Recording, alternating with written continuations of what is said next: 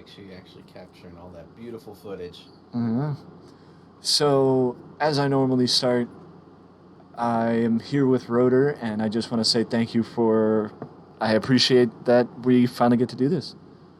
Of course, it's been a long time coming. Yeah. Finally, yeah, key to my schedules is hey, we're gonna do it this date. It might be 2 or 3 weeks out, but I can commit to this date. So it worked out. Just so y'all know, we planned it a month in advance. And it's a good thing. I had like maybe 2 or 3 days of time where I could have done it um, between my two trips, but it's a good thing we didn't because that's when I caught COVID and I just stayed in Nashville until our vacation started. So I never came back for like 22 days. So Right. that's I guess it was a good thing we waited the long run. And this is actually the first, I don't want to, I guess, live video recording for the documentary, but just to point that out before we. And my mic is on. Okay, good. That's the one thing I didn't look at. But Oh, that'd be tragic. I'm not. This is anything but professional. No, How fun would that be to have to go back and try to dub your own voice? Like try to figure out what questions you asked? no, I've done it before. Okay. No, I've done it before. Um, Uh, well, I normally start by asking the question. Uh, how'd you get? You're starting gaming and why Twitch? yeah, gaming has just always been a passion since I've been very little. Started back. I want to say my first like system I remember playing on consistently Mm-hmm. was Nintendo 64. Good old Mario 64 days. And there was this weird Volkswagen racing game that I somehow remember. I don't even know what it's called, but that was the start of my gaming career.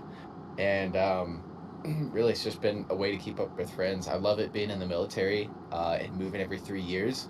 I Mm-hmm. lose track of like even my best friends from back at home, but my online friends I get to keep up with no matter where I go. Right. And so that's what's really awesome for gaming now.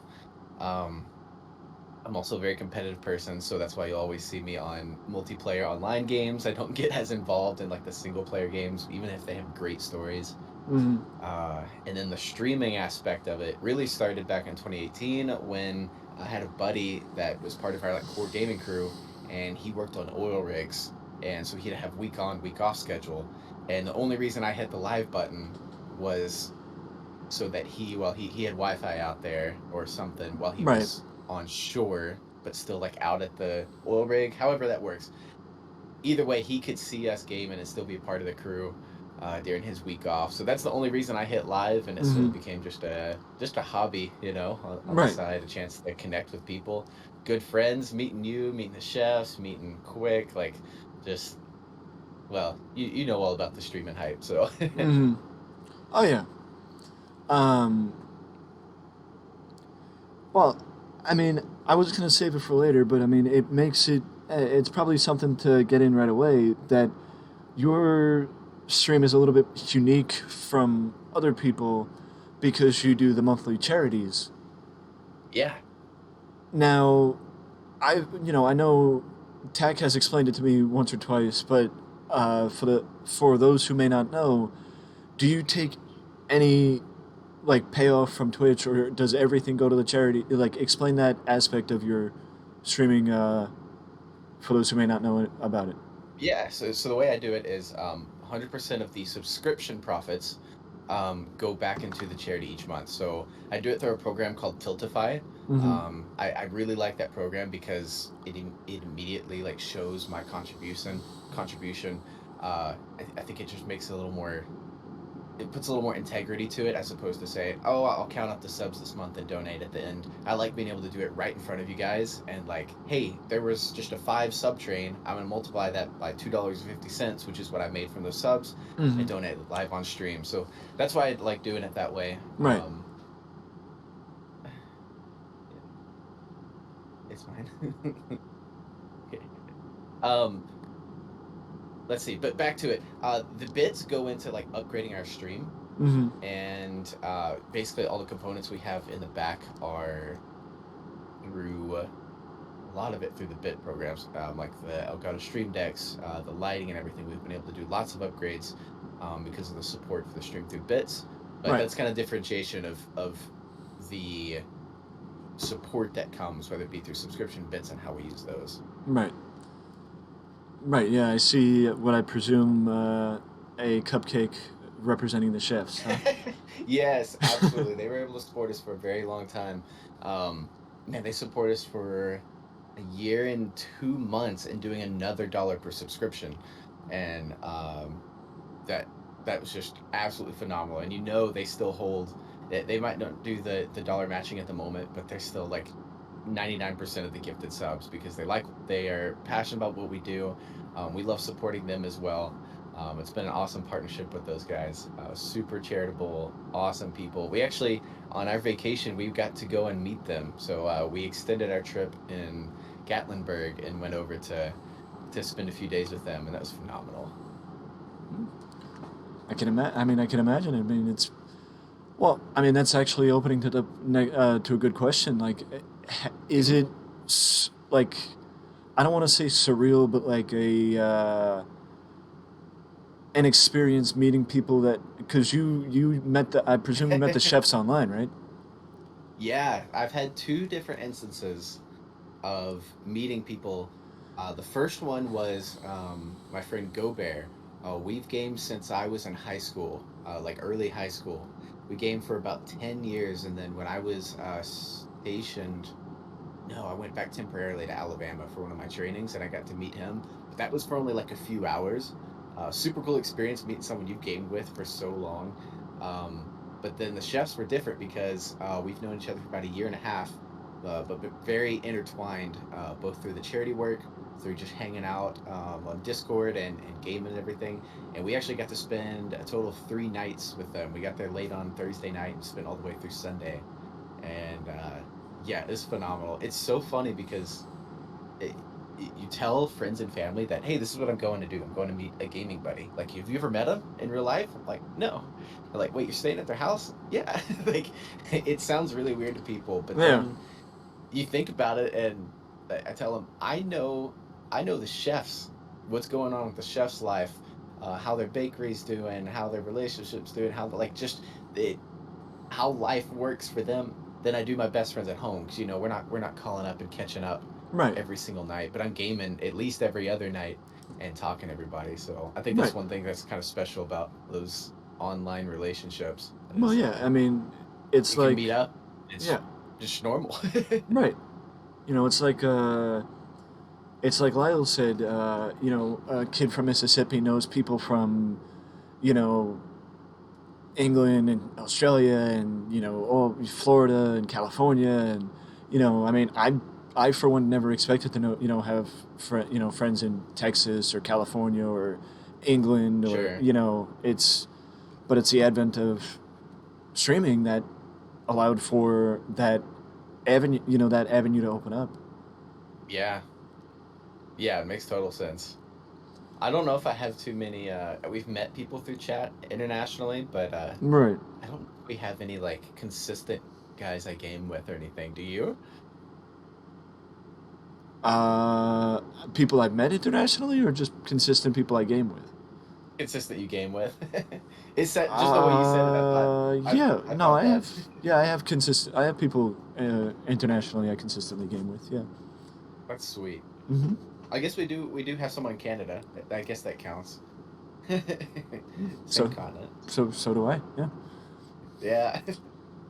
It helps the time zone is a big issue. Even across the country, time zone can be strange with work schedules and being 2 or 3 hours off from each other. Right. Oh yeah, no, because that's what I get hit with, people who want to play Among Us and they like, oh, they're on the West Coast, so it's a 3 hour time difference, and it's like, when we were doing this, I was like, okay, that's good. Rotor's only an hour away. Texas is only an Yeah. hour difference. It's good. It's just keeping track of the time differences, and I mean, that's the key with England. I mean, England's 5 hours ahead of me, Mm-hmm. so it's like when it's this time Jeez. here, it's I think, for example, right now, I think I'm pretty sure it's like midnight there now. Yeah. Yeah, that makes sense. It was 5 hours. Because did you say you're Eastern, right? Yeah. Hmm. Yeah, I'm from Texas, but we're actually in Washington State now, so I'm 3 hours difference from you. Oh wow. Yeah, so 3 hours from you to us, and then 5 hours. I'm surprised it's not more 5 hours, but Well, I for guess the you it time would zones are probably bigger in the middle. be what? I think for you it would be 8 hour difference from England. I think. Judged by the sun. 8 hour? Yeah, that makes sense. If it's 5 hours from you. Yeah. Um. uh, But well, actually, considering your experience with dealing with charity, I mean, I had my first charity stream back in May. Heck yeah. It's it was an experience dealing with, getting in touch with them, setting everything up. Do you normally Hmm. communicate back and forth with the charity, or do you just set it up and let them know you're going to be raising money, and then you don't like? Is there any communication between you and the charity, or? It totally depends. I've never initiated. I kind of just I go through all the Tiltify options, those who have signed up to be a part of the program and everything, and I find something I want to contribute to, something I'm passionate about, Mm, that I want to help out with, and then I just set up a charity for that. Sometimes they do specific events or just for the charity in general. A few, the ones that have responded or have like initiated contact are the smaller guys. Like there's one program in Houston, Texas, really close to where I live. They take stray dogs, train them to be service animals for disabled vets, right. and they're a real small program. And they reached out to us. They sent us some like plush dogs and a couple T-shirts and everything, and they were super grateful. And it's cool to see how, you know, we're small streams. What we Oh still yeah. make we can make an impact, especially those smaller programs. Not that your money doesn't go to impact something like Red Cross or No Kid Hungry, because we've done No Kid Hungry and that stuff before. But it makes more of a noticeable difference to those smaller guys who don't have quite the financial support. So it's cool hearing back from them and how much they appreciate it. But yeah, I'm not usually I don't usually reach out to them. Right. I mean, I know. Well, I know you can't see me, but I just put up. I just showed on screen. Um, I just showed on screen the stuff that was sent to me from hashtag Hope, the charity I worked with back in May. Nice. The little pamphlets, and I think they said like little, you know, thank you note. I guess is the best way to put it. And Yeah, some that's awesome. stickers. Some stickers that I don't really feel like digging for because I wasn't prepared to talk. Sure, sure. You think I plan ahead? Can't be prepped for all the topics. Well, I mean, I have some questions written down, but that's Right. where we go from the questions. It's up to us. That's the whole thing. This is just supposed to be a directionless thing, but the initial thing was that I mean, initially I would say that the idea came from another YouTuber who set this, was doing a different documentary. Sure. But the other concept, like, I know the first interview I did, or the first few interviews I did, I focused on the pandemic. And I Okay. know that COVID may not be as prevalent nowadays as it was 2 years ago, or a year ago, even when like it's not as talked about. I guess is the best way to put it. Sure. Yeah. That what because I know you said you started streaming back in 2018, right? Yep. Yep. 2018. Was the like did you start streaming more because of the pandemic, or how did the pandemic hit you? Hmm. Uh, you know what? I'm pretty sure we did a whole bunch of teleworking, and I do more work a lot of times when I'm at home, and sometimes there's less work to do. I think I was definitely able to game more, and I definitely streamed more during COVID. Hmm. Up until I had my newer job, and it was a much more tasking job working over at a different side of the base and everything. But I'd say overall, the answer to that question is yes. I streamed a little bit more than I normally did in COVID. I think one of the reasons was it gave me the time, and like during my lunch breaks or while teleworking and everything, I had time to invest in upgrading the stream, whether it be the graphics or working on the transitions and all the different effects you can do. I don't know. It was fun to have a little bit more time to delve into this hobby, and Right, that probably is what ignited a little bit more streaming. right, Um, right, I'd say that's probably the best answer to that one. right. Because I started streaming during the pandemic. Like I started streaming in September Mm, 2020. mm-hmm. So, and I mean, to be fair, I probably still don't know what I'm doing, but that's beside the point. Yeah, you get it slowly. YouTube Academy is was my saving grace. Literally Yeah, watching people like what was it, Harris Heller and a whole bunch of other guys who are great at just making Twitch happen, making streaming in general happen. And now they have all the kinds of programs. Back when I started, Twitch was really the main streaming service. Now they have YouTube, and there was one that kicked off for like a year or so, but it didn't really catch hold. I don't remember what was that one. Do you remember? yeah, There was Mixer. another. Nah, yeah. I don't know if that thing is still up and No, it running it or. it folded up. Oh, gotcha. Yeah, it folded up. I think it's just That's Facebook funny. and YouTube now, Oh, as far as Facebook. That's right. Twitch competitors. Yeah, that makes sense. I mean, I don't even think that And they're technically competitors. I think it's more just preferential yeah, for people. YouTube definitely has a little bit of a hold. I don't know any big guys on Facebook, Right. but I know YouTube has some contracts with some pretty big streamers. I mean, uh, they've got Dr. Disrespect, Tim the Tapman, a few other guys. Does Cloakzy stream with them? I don't know. I see some of their videos on YouTube, but Yeah, yeah, I don't know kind of who holds yeah. I am. the power there. I'm assuming still Twitch. Well, They're yeah. And dedicated to it. I mean, and speaking of the bigger streamers, the main reason why I mean, part of the reason why we're putting this together is because I feel like when because I mean, I don't know about you, but Ninja was the first person I saw on a mainstream talk show Sure. as a as a streamer doing mainstream talk shows and interviews. And and I'm not saying he's the only one that has. He's the only one I've seen Right. mainstream do it. But I feel like 90% of the time when they're on mainstream avenues, the bigger streamers, the last thing that the interviewer wants to talk about is the gratitude or how thankful the streamer is for being in that position. Because they want to talk about what is Uh, interesting and what gets people's attention, and that aspect of things, or like the mental health aspect of things, is not mhm. necessarily what, like, the attention grabbing topic that most people would end up Interesting. wanting to talk about. Yeah, I gotcha.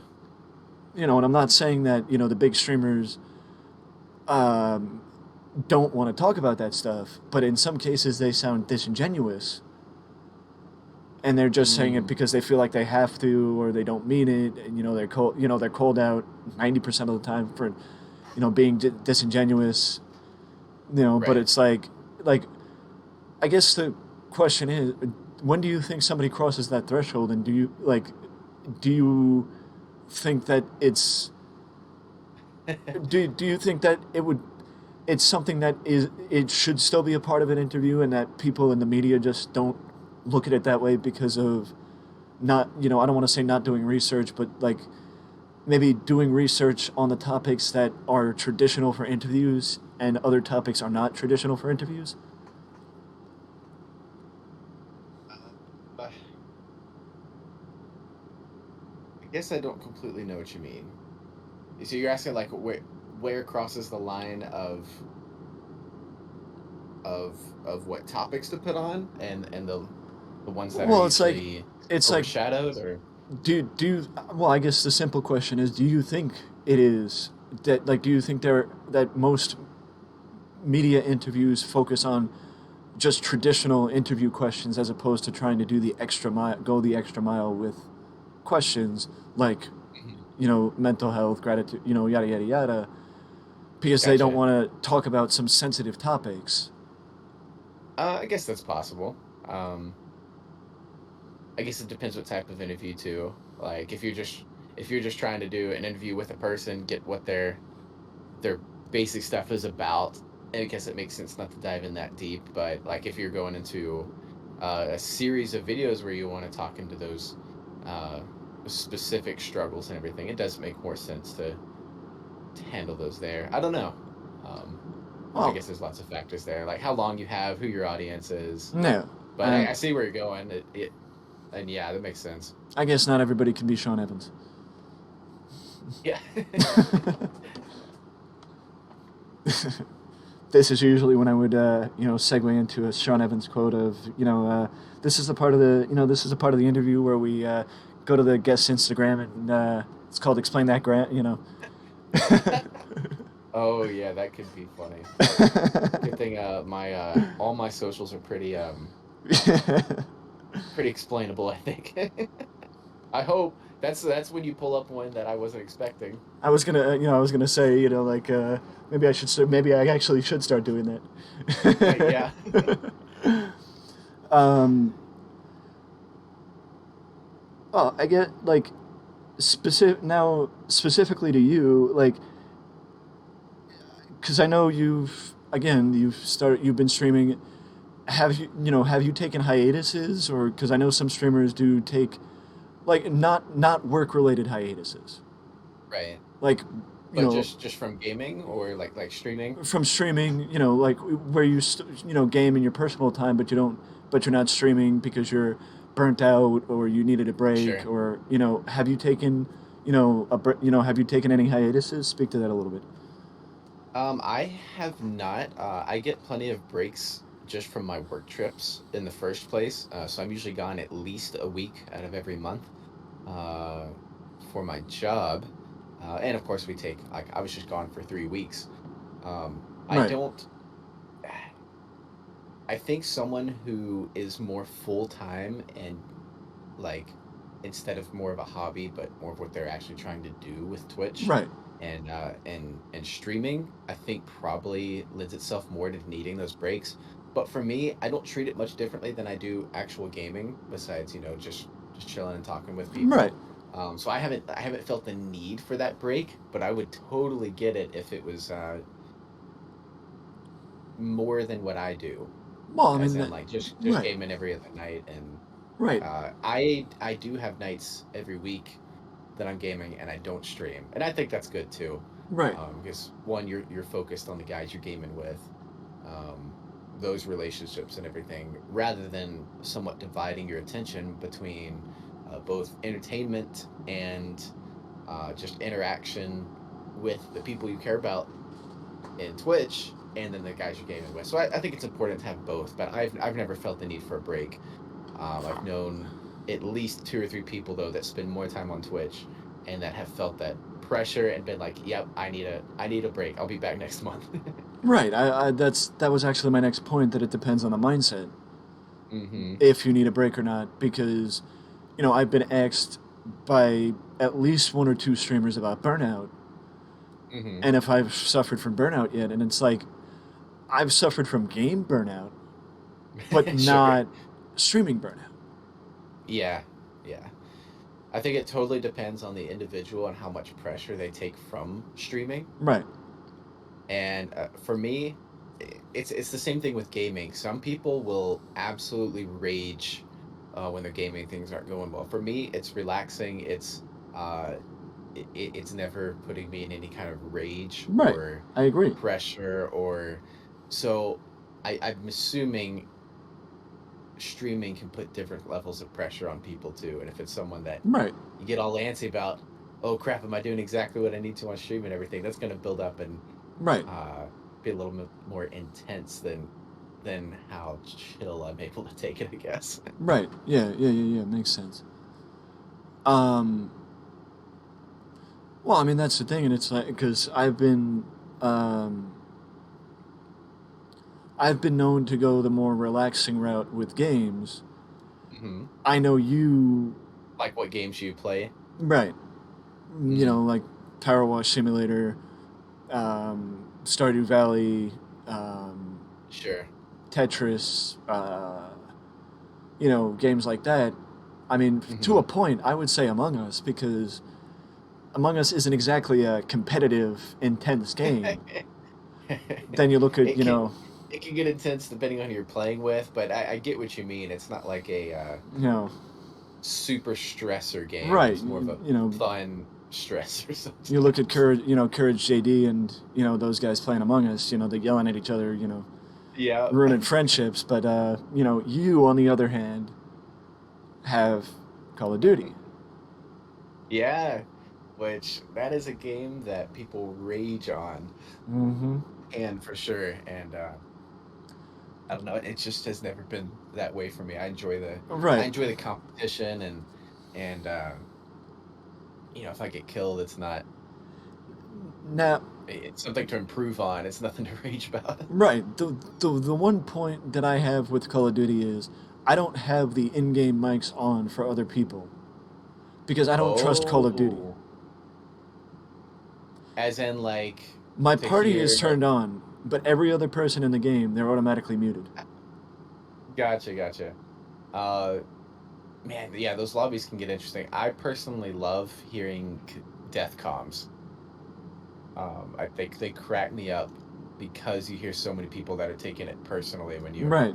when you team wipe them, and I think it's absolutely hilarious.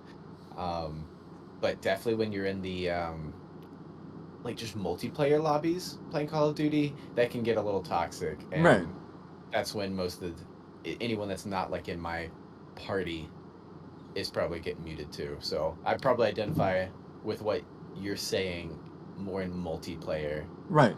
as opposed to Warzone, where you're only hearing a death comm every once in a while. Right. So more like Vanguard, say, as opposed to actual Warzone. Mm-hmm. Yep. Yep. Well, since we're talking about Call of Duty, you did bring up a point that we'll go back to it. I remembered a question that I was going to ask earlier, but we'll go back. I'll put a pin in it and go back to it. Yeah. MW2, Mm-hmm. Which one? the one coming out in October.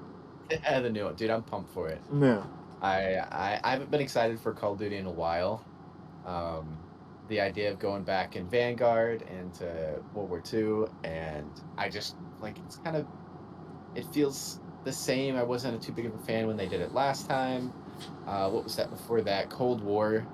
It was okay. Mm, I don't know. The greatest Call of Duty in the past, what, 5 to 7 years, by my opinion, is Modern Warfare, um, the new one. And so this is just a sequel to that game. It yeah. should be the same developers. It's going to be on its own engine. I think the biggest downfall of Warzone right now is that they took this idea of taking it from more than one game and combining games. They did it for the first year, and it was kind of cool. Like, hey, I can use Cold War guns or Modern Warfare guns. I don't think we had a new map at that point. I think the new map came with Vanguard. I Right. can't remember though. Uh, but I think it's just gone too long, and it's created so many issues with the game. Too many things to balance. Right. If you want to be competitive, you have to be watching videos of exactly the stats. And I'm doing this like in my free time because I enjoy being competitive. I'm watching to see which best gun has the best TTK and is controllable, and watching all these guys analyzing it. And I think it's just gone a little too far. Right. I'm really looking forward to the reset because Modern Warfare 2, it will have a battle royale, and it's going to be completely reset. It's not going to have any of the past games. It's going to be its own game, and I'm super excited for it. Right. Maybe too excited. So Right. I hope it's a good game, or I'm setting myself up for some severe disappointment. Now It won't have zombies though. I will put this disclaimer out there now. This might Mm-hmm. not be published until after Modern Warfare 2 appears on the shelves. So Yep. don't blame me for that. I'm putting the disclaimer out there now. That, hey, yeah, dude, it's already out and it sucks. Can't be worse than I Vanguard. have high hopes, dude. Yeah, multiplayer didn't feel fun. I loved Vanguard at first. Vanguard is Mhm. uninstalled now at this point. I think Modern Warfare Yeah, is still. No, I think I just uninstalled Warzone not too long ago. But I have the multiplayer still downloaded so I can level up guns for Warzone if they're the strong guns. That's the only reason I have Cold War and Vanguard on my PlayStation still. I go through phases with Warzone that I'll want to play it, then I won't want to play it, then I will want to play it, then I won't want to play it. So, if you were ever curious why me and you have never played Warzone, There's your reason. Yeah. We've played Rocket Yeah. League. We've played Rocket League, but we never played Warzone. Yeah, we have. Yeah. I think that was a private lobby, wasn't it? Mm-hmm. With a few people. Yeah, Mm-hmm. that was fun. Yeah. So the question I was going to ask earlier was when we were talking about the charities, or when we were talking about your, charity breakdown. Have you caught Hmm. heat? Have you caught heat from people that like are new from your stream, are new to your stream, that see that you do the charity but don't believe that you're actually, that don't believe you? No, and that's what I thought about a lot before I even started this whole charity train, and that's specifically why I do the whole Tiltify issue, because it's something that's updating live in front of everybody. It's an official program. Um, I That's one thing I wanted to avoid from the very beginning, because I think that the way most people do it is the easy way of like, hey, I'm going to do a Right. charity for this month. At the end of the month, I'm going to take that amount of subs, multiply it by the 250, and then donate. And that's kind of just on the integrity of the streamer. Right. There are some ways you can prove that you did it, like a donation receipt or something, put in the Discord. I don't know how people do that. I just wanted to avoid that from the very beginning, and just do it right away. As soon as the sub train ends, hey, you see it go live on stream. So I think because of the way we do it, we've never had those kind of accusations or issues, which was my intent from the beginning. It was something that was very heavily thought about before we started, pursuance of like making this a charity stream full Right. time. Right. Now, That's were you a charity stream from from point zero, or did you mm-mm. convert to a charity stream at some point? Yeah, it was the beginning of, I want to say 20, let's see, it's 2022 right now. I might have started doing it beginning of 2021 consistently. Of Mm-hmm. like, no, it was a little bit before that, but it wasn't as robust and advertising like dedicated to it until I would say the beginning Right. of last year. So we're approaching 2 years of it being a very dedicated thing for the stream. Right. Now, was it because of COVID, or was it because of you just didn't want to, you just wanted to do something different to try and differentiate, or like was there Mm-mm. a reason why you converted? Well, it was just taking a look and trying to make my hobbies meaningful to me. Right. So like I love gaming, but I'm like, how can I don't need the money from Twitch. We're well off. I've got a great setup. I don't need money specifically from Twitch through subscriptions and everything. I feel like it could better be used, um, towards going to help people, which is awesome to be able to do that with. That's Mm-hmm. one big reason I went to the military is like, hey, I've got a job that is literally helping others. Something I'm passionate about, and if I can take my hobbies and still do my hobbies, but direct that in a way that is helping other people, then it just made it all so much more meaningful. Right. Just streaming as a whole, and I'm like, hey, I'm still gaming a ton, and I feel like I'm making a difference. So that was something that was important to me, and just something I kind of found it was an option. I had seen people do month-long charity streams, Right. and I was kind of like, well, what if we just did that all the time? So yeah, It appears I'm in the wrong channel. that's how that happened. we had a we had a special guest. Yeah, I thought I blocked it out. I thought I blocked it out for people to join, but I guess I didn't. I thought my camera screwed up. I went, oh no, and it's just because the Discord screen went to 3 people, so it wasn't screen capturing the right place. Yeah, no, I got rid of it now, but it should. It appears I'm in the wrong channel. Yeah. Um. But yeah, that's how the charity stream stuff got started, and consistently. Well, I mean, that's the other thing, because I did. Um, what's it called? I got in contact directly with hashtag Hope, just to Okay. gauge interest, blah blah blah blah blah. And honestly, I didn't know the amount of work that went into charity streams, and Hmm. like, was there any, like how much did you have to make sure people knew the change was happening before? You know what I'm saying? Like you were adding As to it, in or like, did you let people know you were becoming a charity? Like doing this charity thing before you change? it started out as intermittent. We did the whole like, hey, this month we're supporting this, and as I became more passionate about it, for one, of like, hey, I can do this. Like, I got really in depth into Tiltify and how it works. It's super easy for me to set up a new charity. It takes me like 10 minutes to get everything swapped over, whether it be, like my stream commands, where you can type in like charity info and it tells you about the current charity and the overlays and everything. I've got kind of a flow down since I've been doing it for almost 2 years. I can do it quickly, but really, I didn't have to do much announcing because as we did it just month by month, like, hey, this month we're going to do it, and then Right. we'd finish off that month. People came kind of accustomed to it, of Right. like, hey, yeah, this is Well, what yeah. we're doing as a channel, and all I had to say was like, hey, we're going to do this every month, and people were super supportive. So they Right. kind of knew what it was about beforehand, and I think probably expected it by the point we actually said, hey, always a charity stream. No more month by month. It's just going to be what we do. Right. Oh yeah, because that's actually the difference. The charities set up everything and the event and all that stuff. Hmm. It seems like you do it yourself. Am I right with that? Yep. Yeah. So that was the difference. That for me, the Hmm. charity did that stuff, set up the commands, set up all that stuff. Oh, interesting. Yeah, the charity set up Yeah. all that stuff. Yeah, there's a ton of work involved if you go that route, and it has some benefits, Hmm. especially if you're just doing like a specific month as opposed to doing it every single time.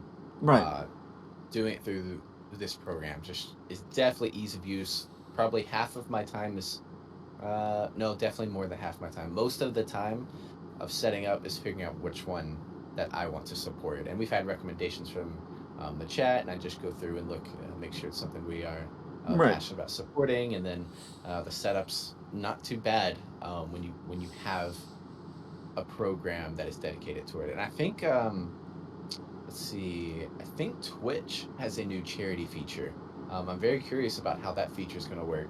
I'm going to stick with Tiltify because I think it works great. Right. Um, but it's really cool to see some integrations into some other really big programs. I think I use Streamlabs as like my chat bot and everything, and my merch.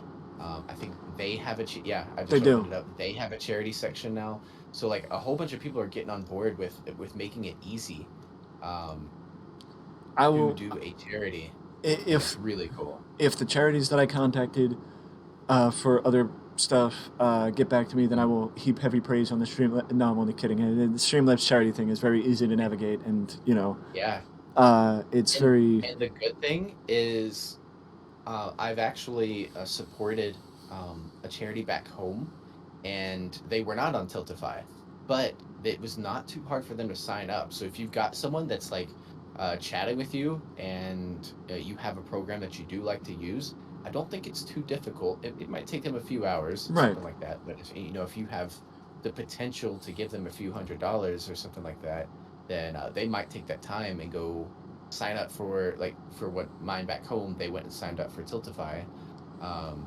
and I was able to support them. So that's one way to kind of circumvent that process, is just have them sign up for whatever platform you're using, and that worked out really well for us. Right. And one question I was curious about was, was the connection with Call of Duty, did that have anything to do with your background in the military, or is Call of Duty like Uh, not like you don't play it because of the military aspect of it? Because I know some people don't no, really, you know, unless it was subconscious. they don't really look at Call of Duty as a accurate depiction of the military. No. So even my job has nothing to do with what Call of Duty's all about. So I started, man, I wonder when I started doing first person shooters. I remember the first Call of Duty I played, I think, was the original Modern Warfare. Maybe a Call of Duty before that, I'm trying to remember. But I don't Mm, remember ever having been like, man, this is what I want to do when I grow up. I want to go shoot guns and be huh. part of the military. That wasn't really I felt, just that separation of video game versus real life. Right. I don't think that ever really affected me. Um, Now you take it the opposite way. Now I do love flying helicopters. That's what I'm doing now. And every time I hop into Caldera, I'm going for a helicopter. So there's some associations with probably why I enjoy it for sure. But Thought you were gonna I say you're don't gonna think start anything playing. too heavy. I thought you were gonna say you were gonna start playing Microsoft Flight Simulator. Yeah. See, like I'm not so passionate between the two that I would go and just To fly a helicopter. I to enjoy be the competitive aspect right. and To be yeah. fair, Flight Simulator is flying a plane, not a helicopter. Yeah, do they not have helicopters? I don't know. I've never played the game. I haven't either. I've seen the I game. think they might, but not very many. Yeah, I'm pretty because sure they even have like hot air balloons. I know the game is very heavy to run on any platform. Oh, It takes a that lot. makes sense. It takes a lot to run the game because it's Yeah, actual. From what I understand, it's actual like Google Images in the gotcha. That's game. why it looks so good. Yeah. Um. Dang. Well, actually, that's a perfect segue. That have you always been Call of Duty specific, or were you where you would stream other games? I know you occasionally do stream other games, but you more often than Yeah, not are on Call of Duty. I am since my start of consistent gaming in high school to now, my main game has been first-person shooters, specifically Call of Duty. Apex took the reins for a good while. Apex Legends, when that first came out in 2017, Yeah. that was our main game for probably a couple years. I also spent a good time playing Rocket League. That also started 20. I want to say that was 2017 too. I wasn't on the bandwagon when that first came out. A buddy told me about it. Those are really the two only games I can remember spending a lot more time on than just like completing the campaign. I've played a lot of other games in the past, but Well, once you complete the campaign and everything, and there's no multiplayer aspect, I don't spend a lot of time on it. well, are you one of the people that with for example this year that you're playing what would it be? I mean, I guess Warzone's its own individual game now, so Hmm. that you would switch. Now you're going to switch up to Modern Warfare. Modern Warfare 2. Hmm. That you wouldn't jump back occasionally to Vanguard, or would you? Are you one that just goes to the next? Okay, the next one's out. I'm going to the next one. That's exactly what happens. I rarely look back. When we've got a little bit tired of like I said, Warzone. I feel like it needs the refresh of Modern Warfare 2. We've tried to take breaks. I've gone back and played like Fortnite a couple games. Apex I played for actually got back into it just a little bit for one season, but Well, um, it's like, for example, when Cold War came I out, move on. before Vanguard came out, are you the one that okay, like, or even when the new game comes out, do you like slowly push out the other game, or is it just instantaneous where the new game's out, I'm not playing the old game anymore? It's pretty instant. I love doing the completion challenges or like the camo challenges for the weapons. Right. The last game I did it though was Modern Warfare, and I love that game. And I started doing it for both Cold War and Vanguard, and just didn't enjoy the game enough to keep playing that long. Um, and went back to Warzone specifically. So that's what I've been playing for at least the past couple years, just because I didn't really enjoy the multiplayer of Right. the last two Call of Duties near as much. Now, granted, when Modern Warfare 2 comes out, I think it's going to have a great multiplayer again, and I think my time will be much more split um, between Warzone and the actual multiplayer aspect because, once again, I enjoy the grind. I love Right. the competition of like trying to do well in a game, but also trying to use different weapons and get all the mastery camos, all that type of stuff. So, And also, who doesn't um, like Captain Price? exactly, right? And Captain Price is back. He absolutely is. Yeah, I love all seeing all the returning characters, and Yeah. Not the same voice actor though. that'd be great. Is it not? No, it's a different voice actor this time. Interesting. No. He must do a decent job at least because in the previews and everything I haven't noticed. No. Um, Small details, small details. Um, well, uh, one subject that actually popped up with in the previous interview that I now integrate because you learn as you go. Even they say preparation is key. I don't have a script. I have the stuff written in right next to me. Gotcha. Yeah. And to clarify, no, none of this is getting cut. None of this is getting edited. Everything's going to be raw. Because that's the point. It's just supposed to Mhm. be a back and forth conversation. It's just Sure. it's just it's not supposed to be edited and I'm not trying to get a narrative where I'm going to cut out the words where you say no, no, it's nothing like my job. Yes, it is my and then Yeah, I gotcha. Not manipulating yeah, there. yeah, I'm not manipulating it because I'm not going to go in and edit it again. Sure. But from somebody who's been, I mean, not to point out the length, but for somebody who's been doing streaming for almost 4 years or 4 years at this point, I don't know when you started, but Mhm. is there any advice if a new streamer came into your chat or DM'd you that you would give to a new streamer from somebody who's been doing it Mm. for an extended period It of de- time? it depends what your goal is. If if you're asking for tips for growth, I'm probably not your guy. I have an average of 6 to 8 viewers after 4 years of streaming, but that's because my intent of streaming is completely different from someone who's their only intent is, hey, this needs to be my career in 5 years. Um, so it kind of depends who would come into the stream. Right. Um, for me, someone brand new, uh, my recommendation is going to be find someone on YouTube that you really enjoy watching and they have good content, and figure out ways to set things out, the way you want your stream to look. Do as much as you can yourself, because the more you learn, just the quicker all the setup's going to be, Right. and the better your stream's going to look. Because I think if when I rate someone, I try to look for someone low viewers that has put effort into their stream, because that Right. means they're enjoying it. They're giving their time Right. and effort into it. But so I don't know if I have too much for like growth. I just have tips for having fun. Right. If that makes sense. Like, I enjoy what I do. Like I said, it's a hobby. I've taken my hobby and made it into something that I feel special and helpful for other people. But growth is not my specialty. Right. Sorry if you can hear the national anthem in the background. And It does sorry if you can hear amaze and at sorry if you can 5 hear o'clock. my sorry if you can hear my air conditioning. No, I cannot. So It's you must have a good. it's too hot. It's too hot. It's too hot for me not to have Hmm. my air conditioning playing in the background. Or playing in Hmm. the background, running in the background. Yeah, I got you. I Yeah. got you. Um, I do agree with you, but the one misunderstanding that some people may have is that go on YouTube and not look at the setup or look at the Uh, the how their voice is, how their mannerisms and mhm. inflection and tone and all that stuff, and they would try and be that person. Interesting. How about Uh, speak to how important it is to try and be yourself as a new streamer? yeah. Shoot, dude, that's a hard question.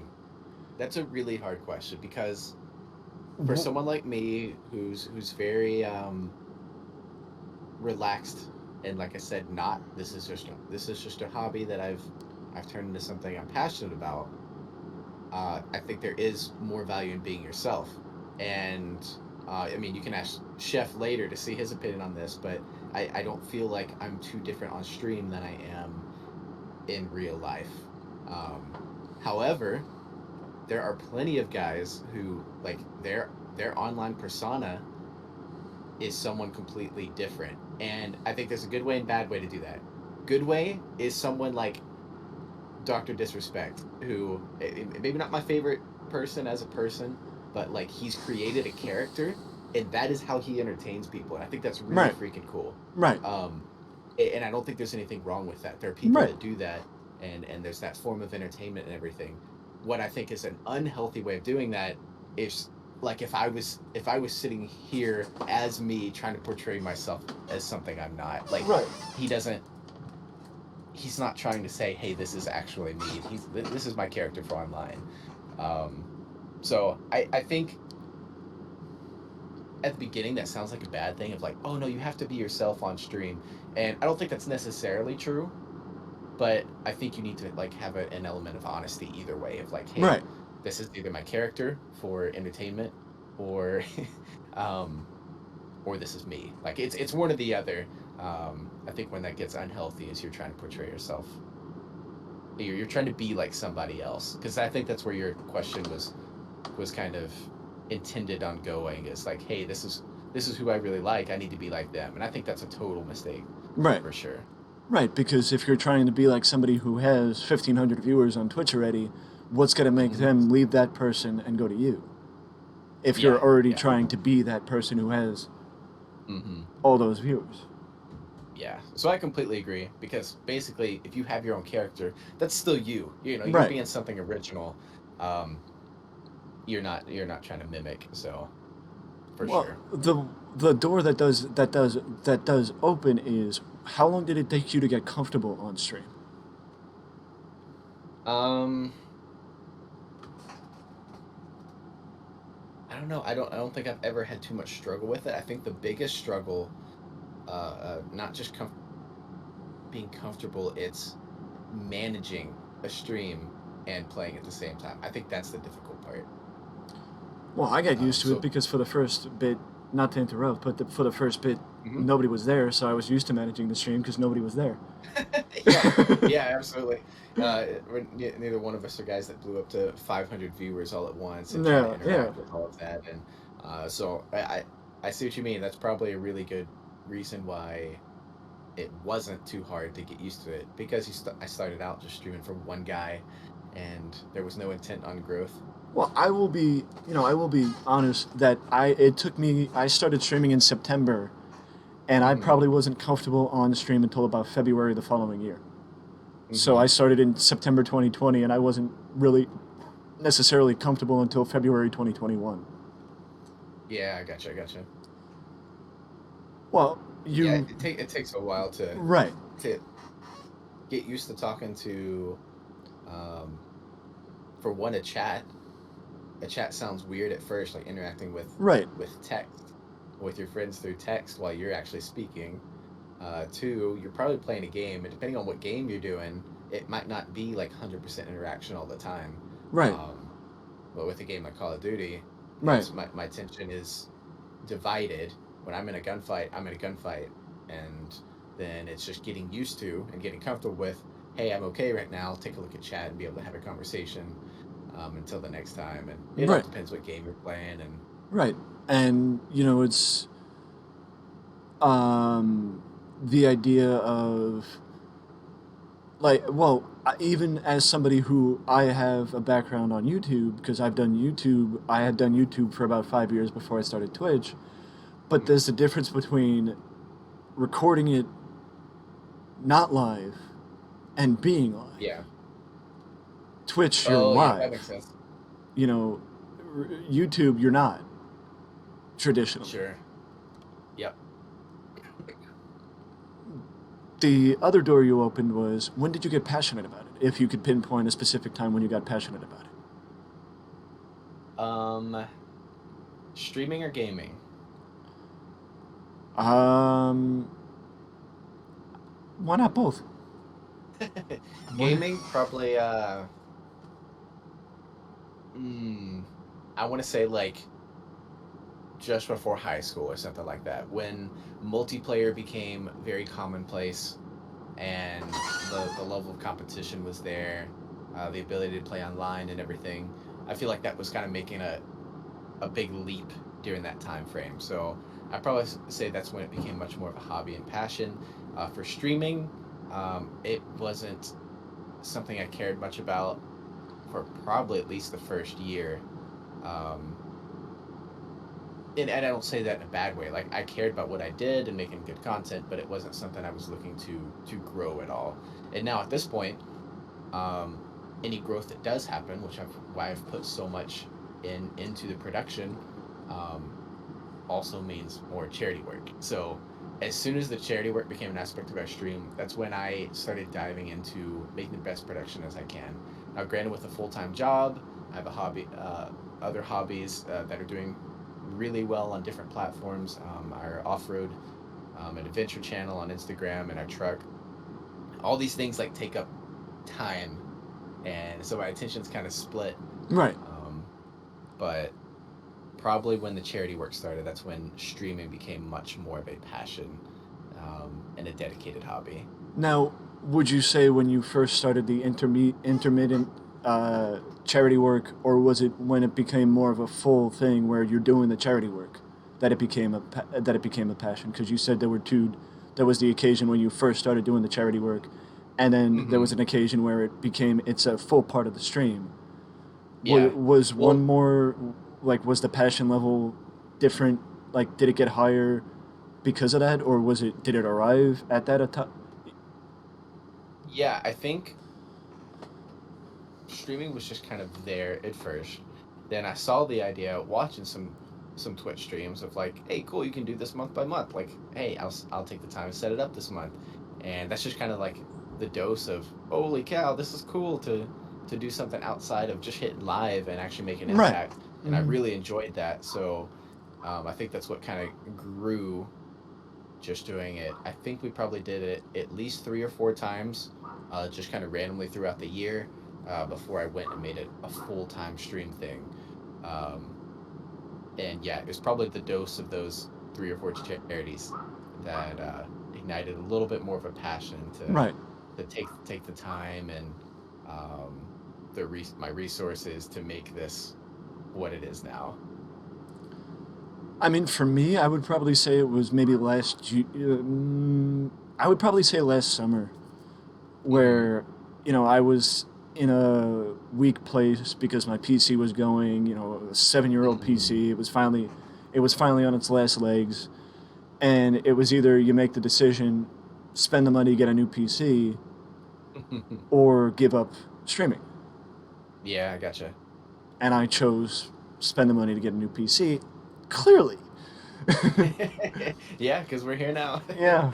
So I think that's probably if I had to pinpoint a time when I clearly had either that, or I don't want to say it was because I don't want to say it was back in October of 2020 when I put in the time and the effort to become affiliate, Mhm. because I feel like that's too soon to say you're passionate about it, and more to say that you're just trying to get there to see if you can.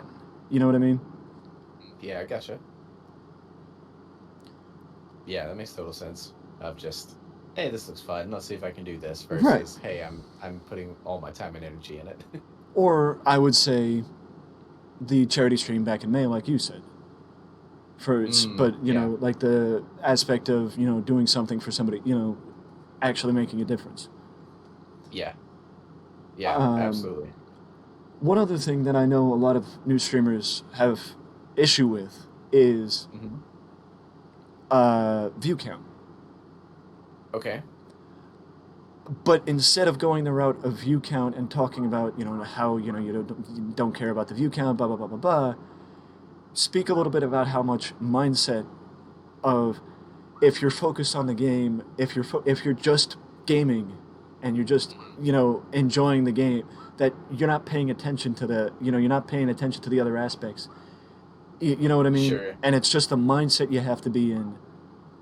That if you show you're Yeah. enjoying it, that people will come. You may not believe it, and it may take a while, but people will come. Sure. Yeah. I think there's lots of different factors. It depends on your personality, how you play the game, how entertaining you are as a person. I don't find myself. I don't think like I'm a super entertaining person in general. I provide decent gameplay, some chat interaction. I think really kind of my thing is the charity aspect of it that kind of rounds it Right. out. Mm-hmm. But but yeah, I agree. Like view count is not something that's ever been a huge part of Right. what I've done. Besides like, hey, let's try to make affiliate. But Right. Right. um, Because I but think. I think it shows as well. I think if that's something you're trying to grow, and which of course, if you want to grow into this being a career, you need views, and there's tons of like strategies out there for one being active on multiple platforms like YouTube, goodness, what's it called, TikTok, all those platforms, and because Twitch is not a very good place to grow by itself. Right. It's just not a very discoverable platform. Right. And you have all these other platforms that are discoverable. You creating good clips, something like Instagram or TikTok. What I've found is I've got an account on Instagram for our adventure page that has 35,000 followers. And the interesting thing is, from the time I've had 500 followers to the time we were at 35,000, it doesn't really affect how well your video does. It's very interesting. The way the algorithm works is, how good is that content? How much of a grab does it have? Does it have something that holds attention and makes people want to watch the whole video? Right. Um, I mean, there's a little bit difference in performance from those time frames, Right. um, but I think the same thing applies for growth and view count on Twitch. It all depends, what your ultimate objective is. But Right. um, I Eh, guess a lot of people would say, "Oh, you shouldn't worry about your view count at all." And I'm like, "Well, for me, that's completely true because this is my relaxation. This is my way to chill with my friends and just have a good time." But other people have different objectives, and view count could mean a lot. So well, and I know I don't that know. I guess I made my kind I of unique I know that view answer count, to that one. like consistently looking over and seeing 0 or 1 or whatever on the Mhm. view count, it could be a little discouraging. Sure. Yeah. That you're thinking, well, why am I doing this if nobody's watching? Hmm. But what I've learned also, it's time slot, it's day of the week, it's if there's a holiday, if Hmm. yada yada yada yada yada. You got to know your demographic Sure. because it goes back to time zones.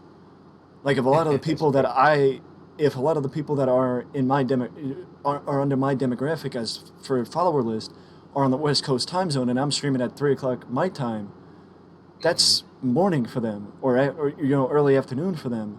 So they might not Sure. be here unless it's a weekday, unless it's a weekend, Mm. because people Yeah, makes work. sense. People work, people go to school. And that's where you got to pick a different time slot to stream. Otherwise, people may not be there.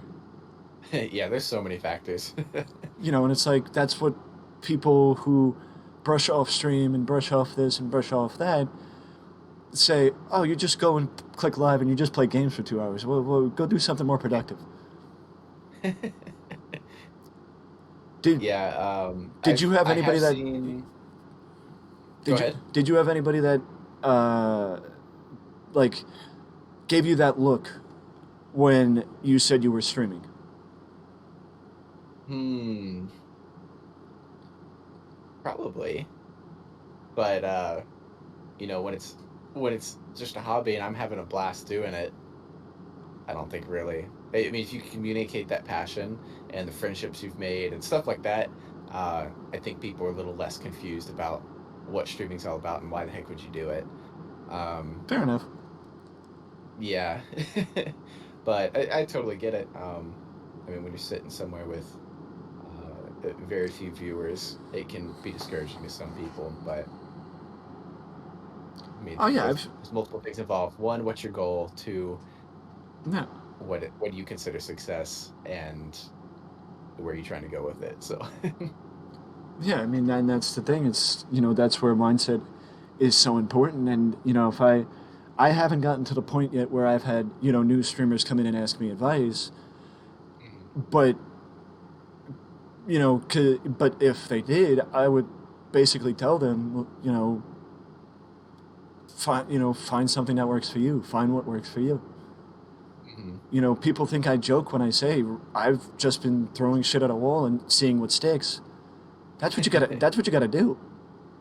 Yeah, for sure. You definitely have to try new ideas because no one wants to see my gameplay of getting a quad wipe. That's not going to do great on social media platforms or anything, just all by itself. Like, there's thousands and thousands of people out there that can do that and are putting that content out. So, like, if you're looking to go big and do a lot more than 0 to 3 viewers, then you got to have something pretty unique, um, Right. both entertainment wise and gameplay wise. I feel like, um, Right. And that's where I would say that I've even said it. I would prefer a small to mid-range stream as opposed to blowing Mhm. up, because I'd rather know the people that are there as opposed to just Mhm. look and say, "Oh, I know, I remember you. You were here, 2 streams ago," and Mhm. just recognize the name but not know the person. You know what I mean? Yeah, that makes sense. Yeah, I definitely see the benefits of that. I don't think I could, like, if I had my dream setup, obviously it'd be get making it big and making it a career.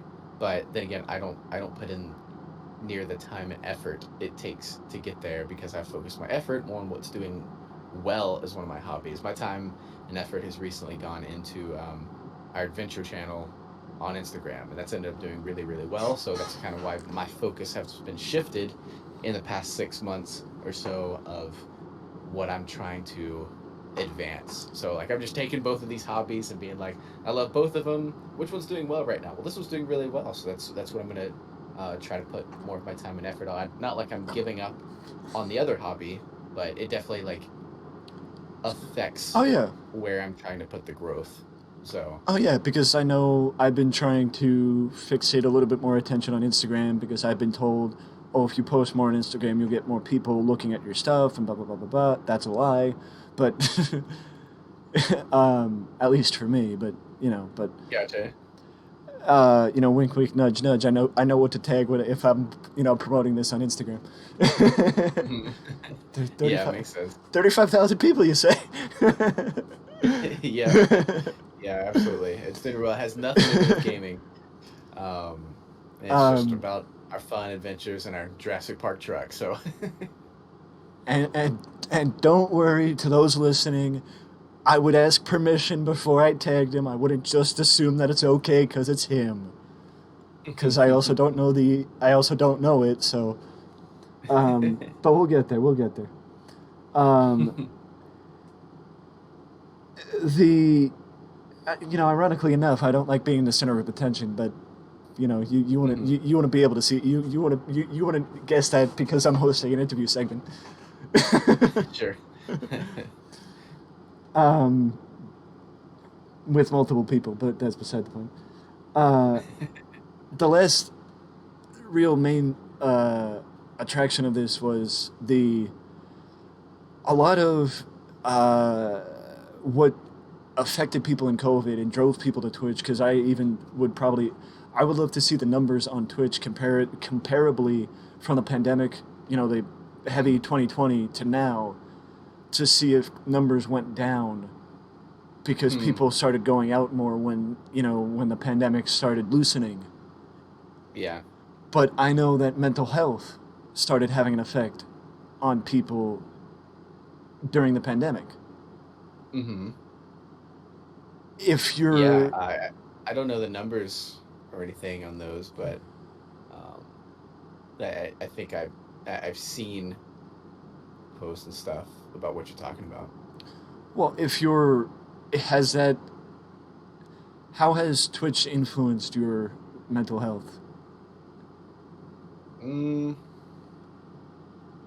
I don't know. I think it's I mean it's a chance to connect with people. If done in a healthy way. I think it'd be good, bad for anyone, but for me, it's been great. Just having the chance to meet new people, communicate, be part of something bigger than just my own gaming. I think it's a lot of fun, but like I said, I think it completely depends on the person too. For me, it's been a very positive thing coming out. And just to those listening, we're not purposefully tying everything to. It depends on the mindset. It's just how it's working out. Yeah. Yeah, I feel like that's my answer to a lot of things because a lot of what comes out of what I'm doing, specifically gaming, it can affect people in different ways. Right, I've had people who have had to completely step away from gaming because it just enrages them, right, and right, and some people enjoy having something that's frustrating them and right, uh, challenging them to do better, that type of thing. So right. uh, I just feel like I have a very positive mindset about most of it. So I like to put that disclaimer out there, like, hey, it's been great for me, maybe not for everyone though, Right. because I've seen both sides of it. It well, taking it from that perspective, how positive was Twitch for you? Like how positive of an outlet was Twitch for you during lockdown? Oh, during lockdown. Um, I don't know. I like we talked about earlier. I think I had more time to spend on developing our stream, but I think the stream remained probably pretty close to the same for us at least. We're not very like outside of Twitch and connecting to people through gaming and everything. We're not super social people. Like we're very comfortable doing so, but that's not something we Right. usually seek. Um, so we're very like we go explore on the weekends ourselves, go for hikes with our pups and that type of stuff, and none of that was really taken away by lockdown because Fair enough. you couldn't Right. go to a lot of social events. That was a huge piece that was Right. missing from everybody's lives is going out to a bar and just having a drink with people or going to people's houses like that was looked down upon. And Right. I guess when you just don't do much of that in the first place, it had less of an effect on us for sure. Right. And then of course the gaming community never left. Right. If Hmm. anything, it drew more people in. Like, hey, I can't go out tonight. I guess I'll play some video games. And so, if anything, that grew a little bit, as opposed to being hindered. Um, I mean, there were definitely plenty of opportunities we missed. We're at a great base right now, and we wanted to make some trips to like Canada and everything. And Hmm. being shut down for 2 years, definitely missed some opportunities there. But we made the most of the local area and things we still could do. Right. Um, I definitely see how a lot more people were greatly affected. More people that need more like social interaction. For me, social interaction, I can be very good at and seem very comfortable, but it does drain me. I'm like ready to go home and just relax. I'm much more of a relaxed person than needing that social aspect. So um, I don't know. I didn't mind it a lot of times. I know that might sound like a funny answer. Right. Oh no, I completely understand. I mean, I don't think I realized how much of an effect Twitch had on me until stuff started opening back up again. Okay. And the socialization and the interaction and actually having something to do outside of going Right. to work, that I didn't realize how much of an effect it had until I was able to go to somebody's house, or I was able to go out to the bar, or I was able to do something Hmm. outside without, not even without a mask, but just without Right. being like, are you sure you want to do this? Oh, you can't do this. You know, Yeah. Yep. um, Yeah. one more COD question before we get to the last question is, how much of Mhm. the COD community do you think is toxicity, and how much of it do you think is competitiveness? Um, I think those can be intertwined a lot, but oh man, I Do think do you think that more people from the outside of the COD community refer to it as toxic than people inside the COD community? probably. Oh Yeah, goodness, I don't know. No, I don't know if I'd even say that because I refer to it as toxic a lot. Like you play through a game oh yeah, and you'll hear death comms every single game of people being very toxic and how they're reacting to yeah, what just happened, and you mm-hmm. listen to the lobbies, and man, gaming affects people in different ways. And a competitive game where Mm-hmm. like Call of Duty, it's going to drive that type of rage in people and toxicity. And I don't know, it definitely doesn't have to be that way. Obviously, I think Right, uh, hopefully we show a good example of how it doesn't have to be that right, way. mm-hmm. But I think it is very prevalent in the game, and I think that's just the nature of it. That hasn't changed since uh, competitive gaming first started, online multiplayer. Like, if anything, it's gotten a little bit better. I don't know if that's just like a culture shift or just less acceptance of it by others. I don't know. Um, I don't feel like that's anything new for sure. It's been something that's been around since the start of it, Right, uh, and just the nature of mm-hmm. something competitive in general. You see that in sports. You see that in man, anything I can think of competitive. Right. specifically sports at the moment, like you're gonna see toxicity as well. Right, right, It's right, just right, when people are being competitive. I think those are really, really closely intertwined. right. Um, well, I mean, the last question I have on the list, even though I've been picking out, segueing off other questions, but Yeah. is how has Twitch changed your life? I think the biggest part of Twitch that I've been so grateful for is being able to take something I already did a lot. I already did a lot of gaming before Twitch. Um, Twitch kind of came along and gave it some kind of purpose, Mm-hmm. especially once we started doing the charity work. Right. Um, so for me, that's the biggest thing Twitch has done is give my hobby a bigger purpose, bigger than myself, and that's what I've loved about it. And that can take Mm-hmm. in so many form. That can take so many like different ways it looks for different people. Like charity work is not the only way that Twitch can be fulfilling for someone. Like the Right. relationships, the amount of interactions you have with people and how you affect them, that can be worth it. Like there's so many ways that just a platform like this, a social platform, can help people out. For us, obviously, the charity work is huge, Right. and the relationships we make from the channel. Right. But yeah, that's definitely the biggest piece that Twitch has had in our lives.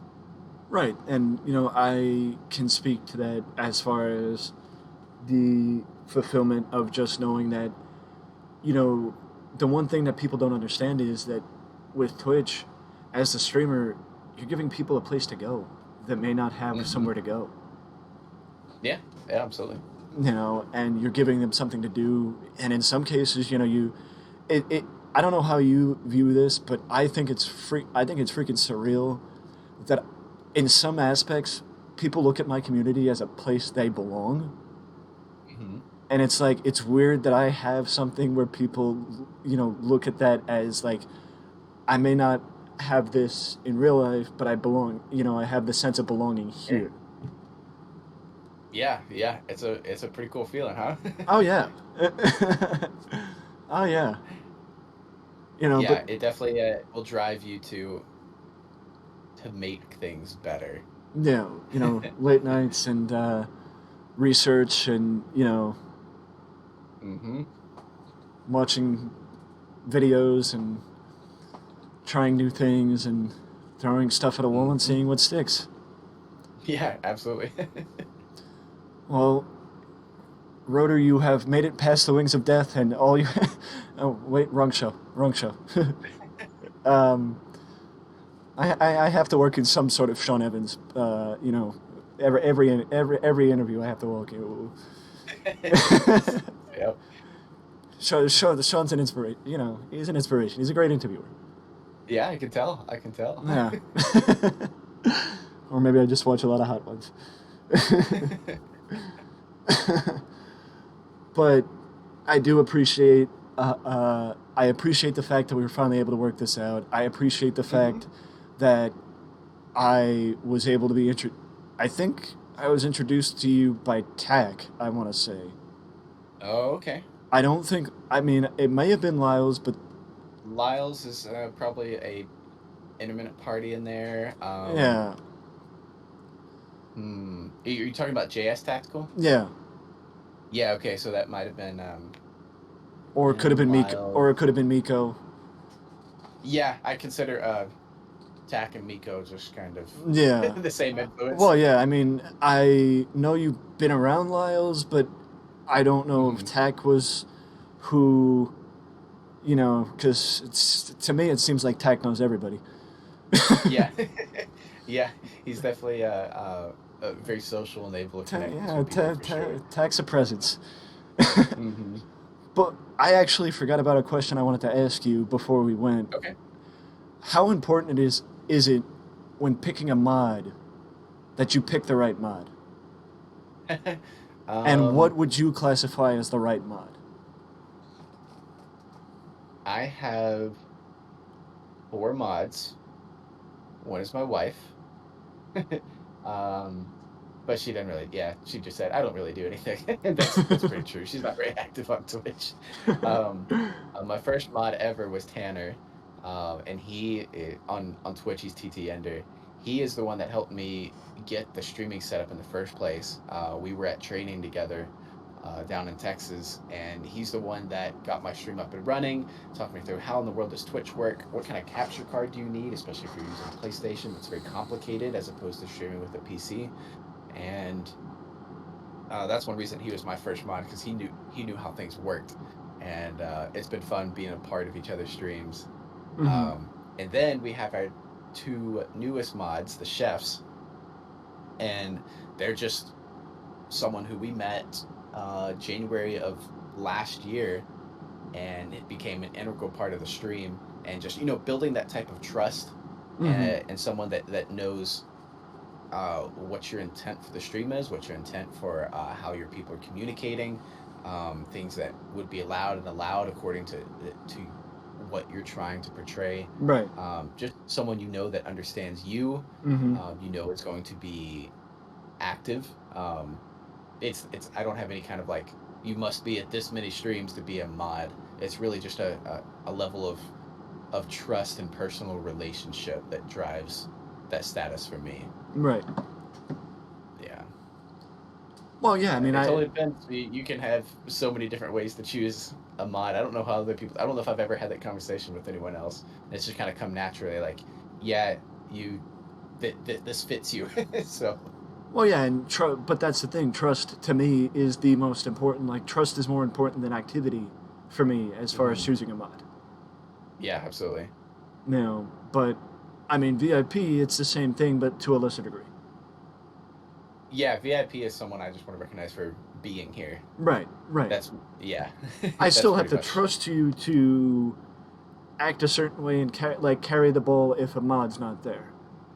right. But because that's kind of the definition of a VIP. But at the same time, it's for the recognition. Yeah, for the recognition. Hmm. And just a funny story before we go. As you Hmm. know, I use the channel reward for the free cookies from the chefs Yep. recently, and Dude, it's such a good point reward, because I sent you like a small or medium pizza for 100K channel points. And then mhm, they came in, were like, "Hey, we want to do something special on your channel. We're gonna do a dozen cookies." And dude, like, that includes the shipping. They ship things very mhm, quickly, which is not cheap. So that is a huge channel point reward, because it doesn't take too long, if you're active in someone's stream, to save up to 30K points. I have right. people in my channel that have done it 5 times. Um, you can do it like once every month or two, Well, and it's insanely generous. But they blew me out of the water by doing that. by the That time this is offering that published, channel point reward. by the time this is published, I would probably have my cookies, which, by the way, was highly recommended. Hmm. Um, Yes, dude. but when I first did it, I said sugarcane, and Hmm. of course, Chef was very confused. I was too. I was like, maybe it's a type of cookie that I don't know about. I don't know. The description of the channel reward says sugarcane and shepherd desserts. So I thought those were the two variety of cookies that you had to choose from. Oh, I see. Oh, And I'm Chef gonna is look at the like, wording right no. now. And Chef's like, no, uh, that's the name of the Managed company. rewards. That's the name of the Yeah. company. Sugarcane and shepherd desserts. Yep. Dozen cookies from the Um, chefs. Edit. What's it say? Your choice of a dozen cookies from Sugarcane and Shepherd Desserts. Uh, I see. Yeah, I can see how you would read it that way. Delivered straight to your door. Choose what kind and make sure Chef or Miss Chef are in the chat so they see. See, it would have made sense if I misunderstood it by saying, where you said choose what kind, that I obviously Uh-huh. didn't see choose what kind, otherwise I wouldn't have thought sugarcane and shepherd dessert the, was that thing. But, Right. you know, just another free plug for the chefs. Yeah, absolutely. On our visit, I don't know if I told you this, on our visit to visit them, we got to bake in their bakery with them. I don't think they've ever let anyone do that, and we were so happy to do that. We made my favorite cinnamon roll blondies. They only sell them online, and apparently they don't sell very many. It's not like their big thing, but to me, it's the best thing ever. One of my favorite desserts I've ever had. But we also made their classic chocolate chip and M&M cookies, which when people when people order cookies, that is the most highly recommended cookie out of them all because it's just classic Right. and they make it so well. I would I used to say I don't know how they do it, but I do know how they do it now. But I signed an NDA, so Well, just kidding, I didn't. I was gonna say one NDA you didn't sign is what's the discount code? But yeah, Rotor 15, get that 15% off. Actually, I gotta have a command for that, don't I? It's 15. your bot. Boom. Yeah, Bakery. your Rotor bot 15% off. on the at sugarcaneandshepherd.dessert.com, Yep. Actually, I have the link in my chat. which I don't. They use Shopify.